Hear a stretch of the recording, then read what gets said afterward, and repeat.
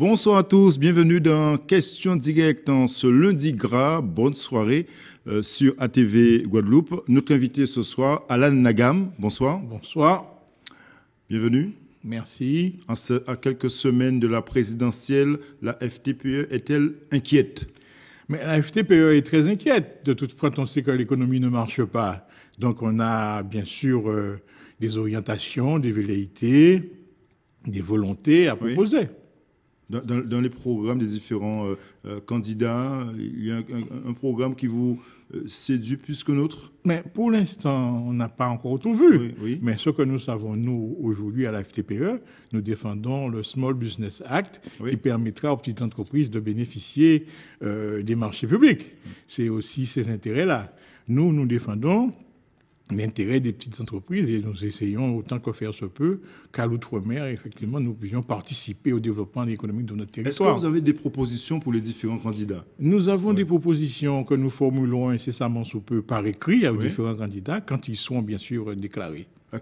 Donnez-nous par exemple deux exemples concrets de propositions que vous souhaiteriez justement que les candidats mettent en place dès leur arrivée à l'Élysée. Mais vous savez qu'aujourd'hui, nous sommes en Guadeloupe particulièrement dans une consommation à outrance, absence de croissance, absence de développement. Oui. Nous préconisons effectivement, la relance des filières de production, depuis la filière intellectuelle jusqu'à la filière agricole. Oui. Est-ce que justement, à travers vos propositions, vous êtes sur la même longueur d'onde, je dirais que la FIDOM, par exemple, qui doit présenter également ses propositions cette semaine, en fin de semaine, aux différents candidats? Mais peut-être, parce que les éléments économiques ne varient pas tellement, mais c'est la méthode et la manière. Et pour qui? Parce que souvent, on met en place des orientations et c'est des orientations qui ne conviennent pas à la TPE. Oui. Donc aujourd'hui, nous souhaitons que quel que soit le candidat à la présidentielle aujourd'hui, qu'il puisse dire à la TPE française, parce que de toute façon nous sommes en France, quelles sont les orientations pour le financement, l'accompagnement, le développement. Et surtout aujourd'hui où nous savons que la transition numérique est particulièrement un sujet pour la TPE. Donc, la FTPE n'a pas de couleur politique? La FTPE n'a pas de couleur politique. On ne peut pas dire que nous sommes apolitiques, mais nous n'avons pas de couleur politique. Nous travaillons avec tous ceux qui sont au pouvoir. Emmanuel Macron, par exemple, dans son discours, il veut un peu tout changer. Est-ce que dans son discours, dans son programme qu'il va annoncer prochainement, vous avez le sentiment qu'il pourrait vous séduire, Je crois que Emmanuel Macron est venu à la FTPE en Martinique. Oui. Il a eu beaucoup de questions. Ce n'est pas innocent. Emmanuel Macron, il a demandé à nous rencontrer, donc je me suis déplacé pour y être et on l'a reçu. C'est vrai qu'aujourd'hui, Emmanuel Macron a reçu nos propositions et on lui a dit franchement qu'il était important que la TPE soit prise en compte et que nous avons des difficultés. Donc vous attendez de je crois même que l'idée pour lui de reformater le RSI, il l'a dit la première fois quand il était à la FTPE Martinique. Donc, vous êtes plus proche d'Emmanuel Macron. Il vous a déjà écouté. Donc je crois que pour lui avoir fait plusieurs mails, il était question d'ailleurs qu'Emmanuel Macron me reçoive en qualité de ministre de l'économie. Il n'a pas eu le temps parce qu'il a démissionné, mais il avait déjà à cette époque-là, avec son cabinet, l'oreille sur les difficultés. Vous souhaitez qu'il vous reçoive pourquoi pendant les prochaines semaines en tant que président? S'il est président de la République, il va nous recevoir. S'il n'est pas président de la République, ça sera tant pis pour lui. Mais en tout cas, nous sommes dans nos orientations et nous n'allons pas bouger.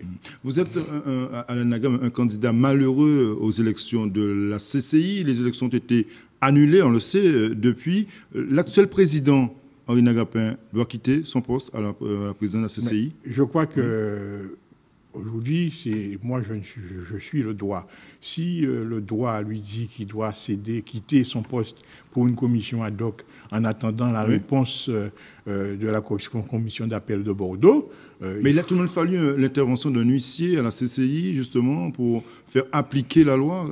Que vous inspire justement cet épisode? Il y a eu un flou artistique autour depuis la décision. Je pense que chacun aurait dû prendre ses responsabilités.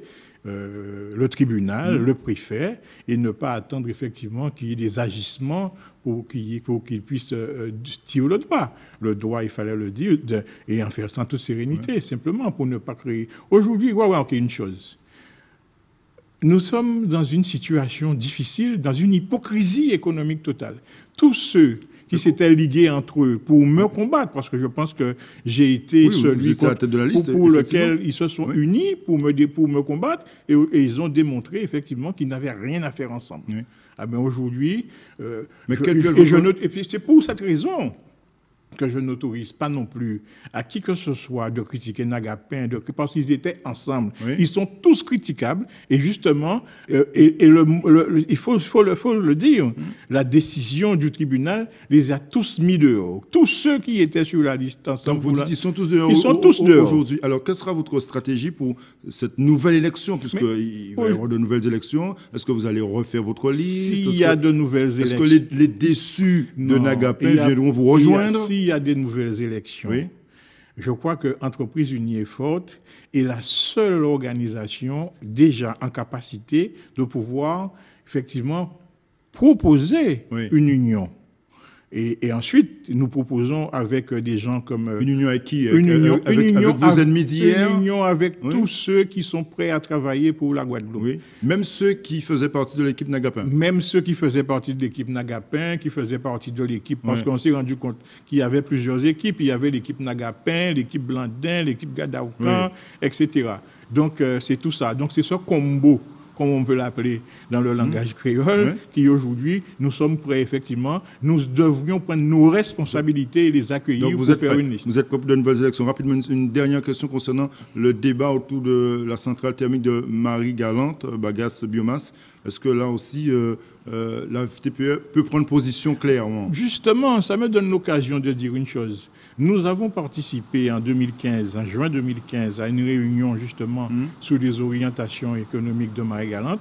Et je profite pour dire qu'à aucun moment, nous avons donné quitus pour participer à aucun consortium. Donc, la FTPE est libre. Donc vous restez neutre dans ce dossier? Non, la seule chose, jamais neutre, la seule chose, c'est que la FTPE avait déjà, lors de cette réunion-là, dit que les planteurs et les chefs d'entreprise de Marie-Galante n'étaient pas en situation de bénéficier de l'aide européenne par rapport à la dette sociale et à la dette fiscale. Donc ça a été dit, et je reprends ma phrase, on n'habille pas la mariée avant de faire sa toilette. D'accord. Donc, sous ce dossier, vous n'êtes pas dedans, vous n'avez pas pris position, c'est clair. Notre but, c'est d'accompagner les petites entreprises de Marie-Galante pour qu'ils sortent de leurs difficultés. Merci beaucoup, Alan Nagam, d'être venu ce soir dans Questions directes. Bon carnaval à vous, jusqu'à mercredi. Merci encore. Merci. Bonne soirée à vous sur ATV. À demain.